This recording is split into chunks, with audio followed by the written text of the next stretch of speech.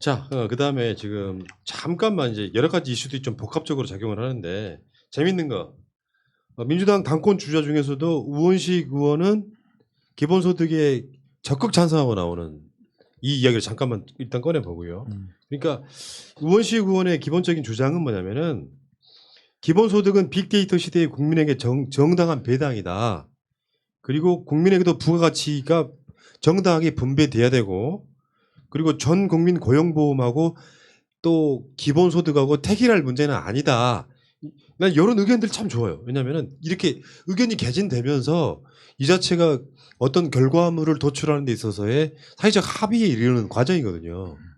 그러니까 이제 박원순 시장은 전국민 고용보험이 먼저니까 기본소득은 논할 때가 아니다 이런 주장이고 또 김부겸 의원 같은 경우는 기본소득은 아직 이르고 기본소득에 지금 김종인식 주장은 또 기본복지를 빼내고 거기다 기본소득을 넣지 않은 식의 주장이기 때문에 받아들일 수 없다 이런 부분이 있고요.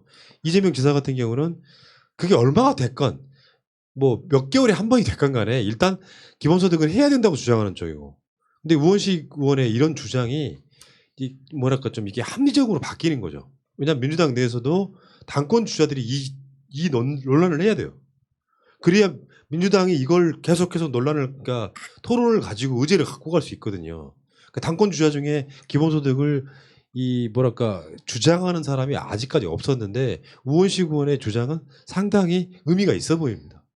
이 빅데이터 사용에 대해서는 정말 좀 치열한 토론이 있어야 될 것 같은데 빅데이터들을 사실 많은 기업들이 소비자들이 사용하는 이런 것들을 아무 그 사용료를 지불하지 않고 막 쓰고 있거든요. 뭐 외국 사례를 보면 스타벅스 매장이 그렇고요. 그리고 넷플릭스 유명한 그 하우스 오브 카드 이거는 딱 철저하게 그 시청자들의 빅데이터를 조사해가지고 나온 거라고 하더라고요. 처음 기획 단계부터. 근데 여기에 대해서 우리 시청자들이 아무것도 받지 않았잖아요. 그리고 국내에서도 KB 국민카드가 그 소비자들이 카드를 쓰는 행태 이런 것들을 빅데이터 분석을 통해서 제공을 서비스 만들고 있고 SK텔레콤도 그렇고 NC소프트도 그렇고 많은 기업들이 빅데이터 쓰고 있는데 거기에 대해서 쓰고 있는 소비자한테 한 번도 돌려준 적이 없다는 거죠. 그 포털들도 마찬가지고요. 그래서 이거를 빅데이터 사용자들이 이용하는 그 데이터 자체를 돈으로 좀 환산하는 그런 계산을 해볼 필요가 있다라고 생각이 듭니다. 그러니까 그 빅데이터들이 보면은 이게 대기업 위주로 하는데 지방에 있는 중소상공인이나 중소기업도 이용이 돼야 돼요. 어디에서 몇 명이 지나가고 여기는 어디에 지나가고 여기에서는 뭐 검색을 한다는 것들이 우리는 모르잖아요. 빅데이터 지금 아세요?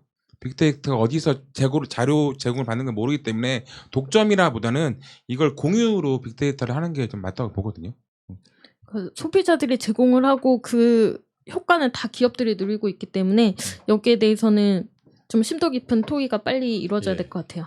근데 그 이제 기본소득 논의는 이게 어찌 됐건 될 겁니다. 될 수밖에 없고 이거는 이제 어떤 결론이 나든 될 수밖에 없는데 그 논의 자체를 원천 차단하는 것 그 자체가 가장 나쁜 행위예요. 설사 기본소득이 나쁘다고 할지라도 국민적 토론 끝에 만들어진 결론을 도출할 수 있는 굉장히 절호의 기회예요. 사회적 합의를 위해서. 그 중에 또 재밌는 이슈도 하나 있었으며 지금 경기도를 분할하는 법안이 발의되고 있어요. 경기도가 너무 크다는 거지. 경기도 전체가 지금 인구가 한 1,300만 되죠.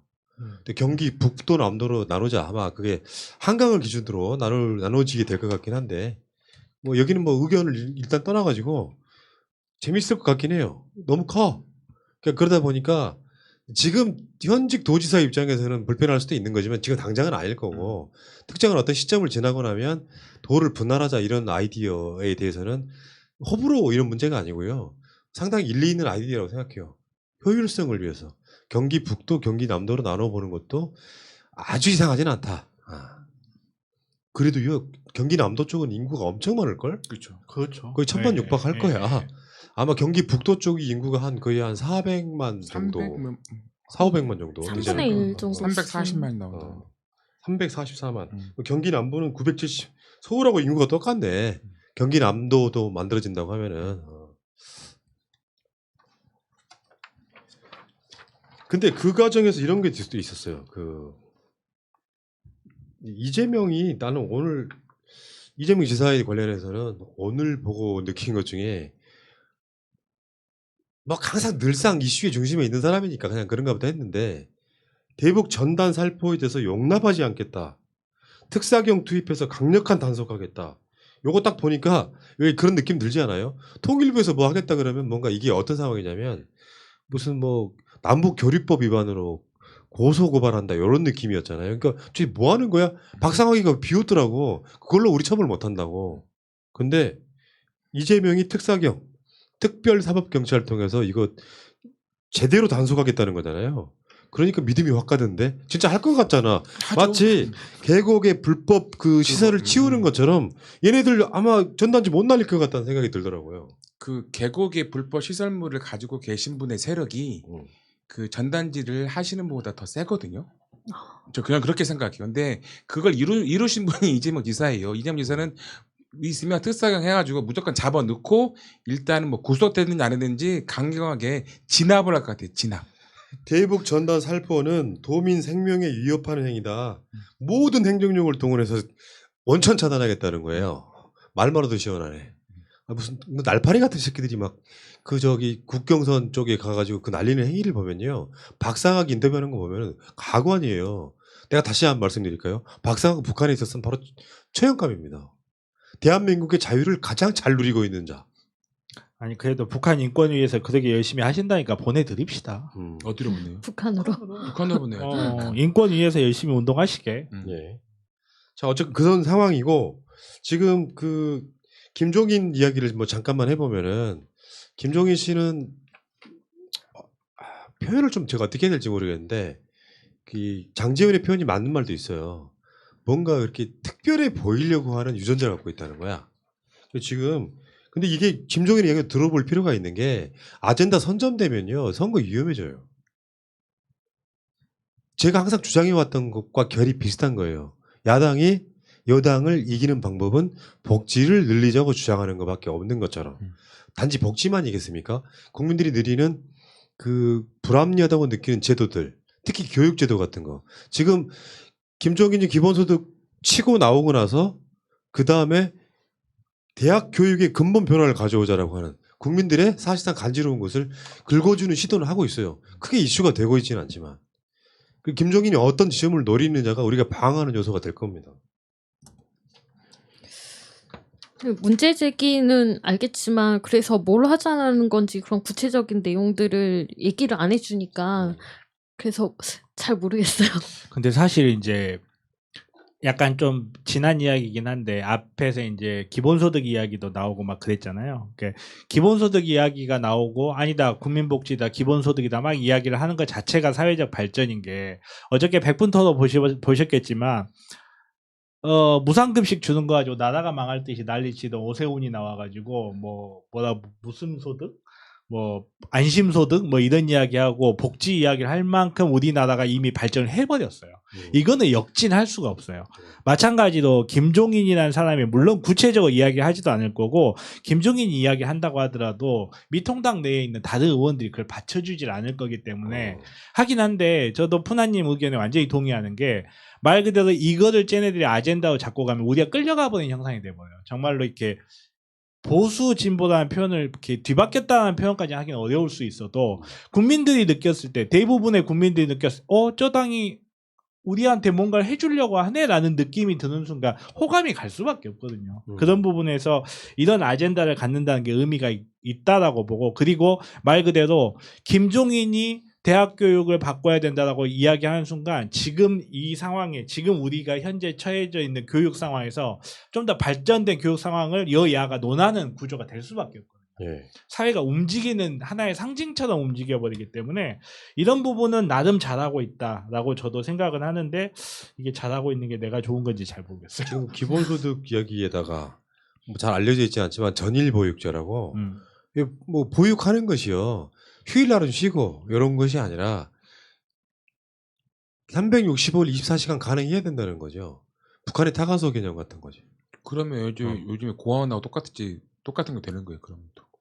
고아원은 아니죠. 그러니까 그런 시설과 똑같은 요즘은 이렇게 고아원이라 말 안 써요. 보육원이나 그런 거 그렇죠. 있잖아요. 그런 식도 되는 거예요, 또요. 그걸 악용하신 분이 있거든요. 지금 그런. 그러니까 이거 이 주장의 진정성을 믿고 이게 얼마나 이게 이루어질 수 있는가 이런 걸 떠나서 그냥 사회적 아젠다로서 이 주장이 갖는 가치를 그냥 판단해 본다면 사회가 한 것 없이 진보하고 있다는 저는 하나의 상징으로 그렇죠. 괜찮다고 봅니다. 예. 그러니까 그렇잖아. 선거 결과 때문에 미래통합당 부류가 김종인에 의해서 우리 쪽 아덴다 쪽으로 끌려오는 거예요. 그러면 여기에 주도할 수 있으려면 이쪽에서도 그걸 받아야 되거든요. 받아야 된다는 게 어차피 이걸 실행하는 건 정부 여당입니다. 근데 똑같은 모양도 우리가 그런 표현을 했잖아. 내가 국회가 어차피 열리면은 단독 개원하든 뭐하든 끌려오잖아요. 마찬가지예요. 그런데 그걸 주도할 수 있어야 되는 부분은 분명히 있는 거죠. 그러니까 김종인 입장에서는 기존에 있던 미래통합당의 가치관으로는 이제 정권 잡는 건 불가능하다고 느끼는 거거든요. 그러면 당연히 이런 변화를 주는 게 맞는데 김종인은 그래도 잘하는 거라니까요. 1년짜리 비대위원장이지만 지금 김종인에 막 반발하는 애들이 가장 모자란 거예요. 장재원. 그러니까 사실 알고 보면 무슨 뭐 자존심도 없냐 이런 식의 계속 이야기를 하고 있긴 하지만 미래통합당 부류한테는 가장 독 같은 거죠. 그렇죠. 저기 이 제주도지사인 원희룡이나 장재원 같은 이렇게 목소리 내는 애들이 그 당을 망하게 하는 대표적인 모습이 될 겁니다.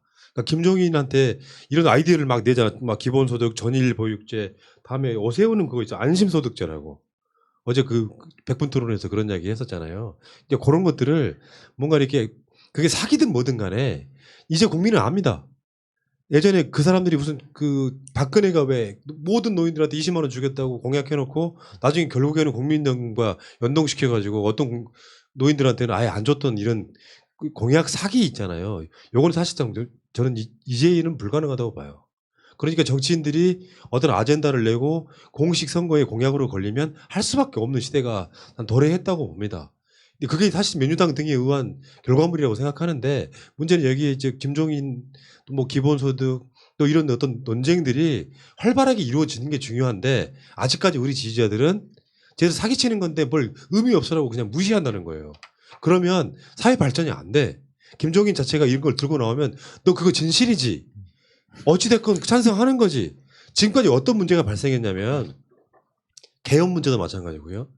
대선이 일어났어요.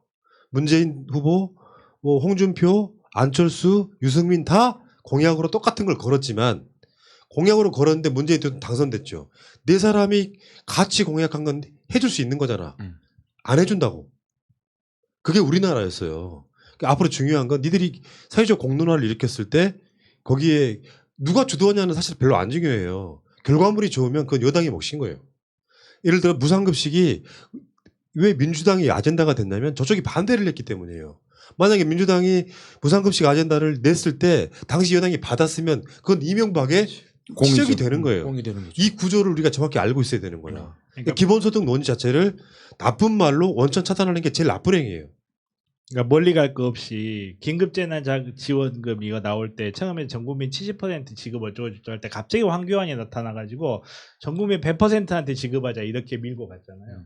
그때 당시에 예를 들어서 이렇게 여당에서 그거를 어떻게 받아들였는가를 생각해 보면 여당에서 오케이 콜 하고 가져오잖아요. 그리고 황교안이 100% 처음은 황교안이 이야기했어. 근데 황교안이라는 사람이 갖고 있던 이미지 자체가 믿음을 그닥 주지 못했기 때문에 저 새끼들 말 바뀌겠지 했는데 정말로 총선 끝나자마자 말이 바뀌었어요. 그리고 전 국민한테 100%한테 긴급 재난자금 지원자금이 돌아가면서 여기에 대한 모든 공은 여당이 가져오고 황교안은 기억도 못하죠 지금. 그렇지. 마찬가지거든요. 대학이 바뀌어야 된다, 기본소득을 지급해야 된다, 복지를 늘려야 된다. 이 아젠다들이 저쪽 입에서 나온 순간부터 이건 의미가 있어요. 그러니까 쟤네들 말을 우리가 100% 믿을 수는 없어요. 또 바뀔 테니까.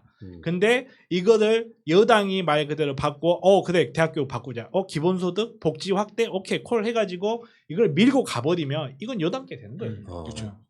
훌륭한데 이게 이제 정치인들이 좀 뭐랄까 이런 부분에서 열려 있을 필요가 있고 지지자들도 김종인 쇼하지 마라가 아니라 그 말 약속 지킬 거지라는 결국에 정치의 목표는 누가 뭔가를 하는 게 아니고 사실은 예를 들어서요 아주 근본적인 질문을 하나 던져볼게요.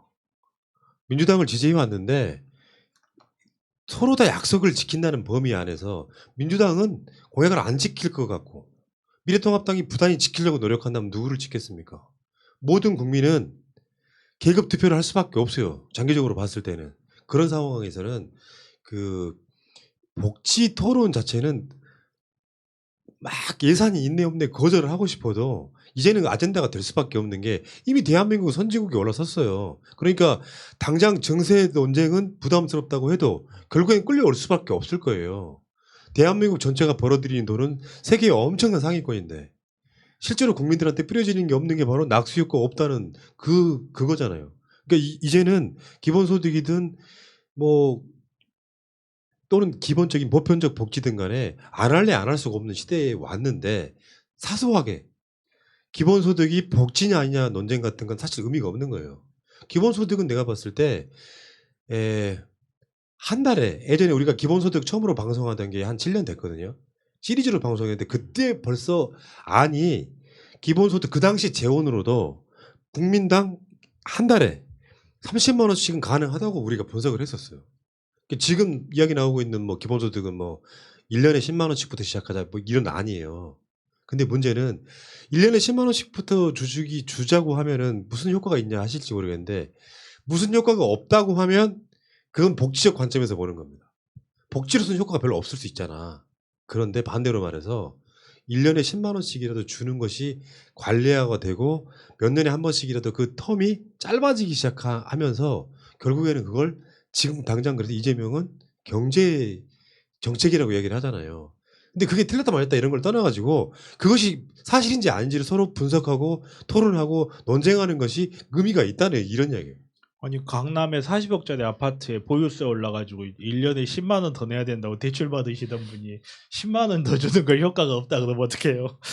이게 저는 복지는 결국 의지 문제라고 생각해요. 어떻게 우리가 국민의 의지가 어디까지 전 국민에게 보호를 해주고 어디까지 제공해 줄 것인가 합의의 문제지 그 안에서 재정을 어떻게 만들 것인가 하는 거는 정말 부수적인 문제에 불과하다고 봅니다.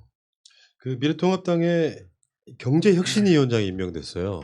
이게 이제 김종인의 경제민주화랑 궤를 같이 하는 비대위 차원에서 만들어지는 위원장인데 거기에 지금 윤희숙 의원이 처음 들어본다. 경제혁신위원장에 임명됐는데 이 KDI 출신입니다. 정상은 아니었던 것 같아요. 왜냐하면은 어떤 출신이라도 상관없어. 미래통합당 들어가는 것 자체가 개념 없다는 건데 이분이 이야기한 게 최근에 그 김종인의 말에 임팩트가 있었던 게 있었어요. 자유라는 게 뭐 자유 대한민국 이야기하는 그런 자유는 아무 의미 없다는 거야. 빵을 먹을 자유. 이게 지금 윤희숙 의원이 김종인의 이야기를 다시 한번 받아서 리바이벌 하던데 왜 리바이벌 하겠습니까? 임팩트 있는 표현이었기 때문에 그렇습니다. 그 김종인이 그런 표현이에요. 빵집에서 김이 모락모락 나는 빵을 먹고 싶은데 그것을 돈이 없어 못 먹으면 그건 자유가 아닌 거다. 실제로 21세기의 자유는 물질적 자유다 이렇게 표현을 하더라고요. 다 맞는 말은 아니래. 실제로 국민들한테 먹히죠 이게.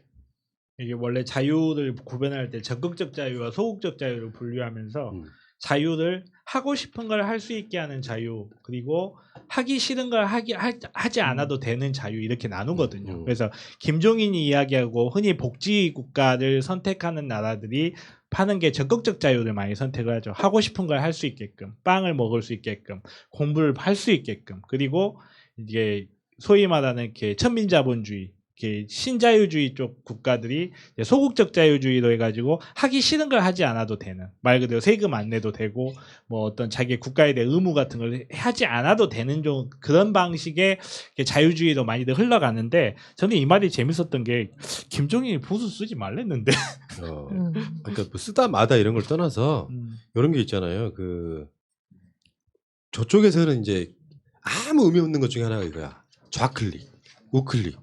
그 아무 의미가 없다고. 그러니까 지금 뭐 빵을 먹을 자유 이야기하니까 야 그건 너무 좌클릭하는 거 아니야? 김종인은 왜 이렇게 좌클릭을 하는데 뿌리도 없이 뭐 이렇게 이야기하는데 의미 없는 논쟁이에요. 그런 표현이 아무 의미가 없다고. 그렇죠. 실제로 진보 보수를 아주 건강하게 분석을 하면은 보수란 말이 나빠요? 그 사회를 그렇죠. 이상적으로 네. 유지하는 거예요. 맞아요. 근데 그 사회를 이상적으로 유지하기 위해서는 진보적인 것들이 있어야만 가능한 거예요. 나타나는 사회적 모습을 바꾸려고 하면 진보인데 그 컨트롤 안에는 보수의 개념이 있는 것이라고. 그러니까 그런 국민은 말 국민은 보수주의자가 어디 있어? 그런 말을 안 하는 것 같아요. 계속 미통당에서 안 바뀌는 거가 52시간 그 제를 하면 안 된다고 하고 있잖아요. 근데 52시간이라는 것은 하지 않을 자유가 있는 거잖아요. 사람이 너무나 일을 많이 하면서의 이분들의 논리가 뭐냐면 일을 많이 해서 먹을 자유를 얻으라는 거죠. 근데 일을 적당히 해서 사람까지 살 수 있는 권리 있고 내 아이를 전일제하는 보육시설을 안 보내고요. 엄마가 제 시간에 와서 집에서 아이를 반기는 사회를 만드는 게 더 중요하다고 저는 보거든요. 예, 그게 알겠습니다. 맞죠. 네. 네. 알겠습니다. 어쨌건 김종인의 이러고 있을 때 대한민국 복지는 발전할 수밖에 없습니다. 네. 일단 드러나 봅시다.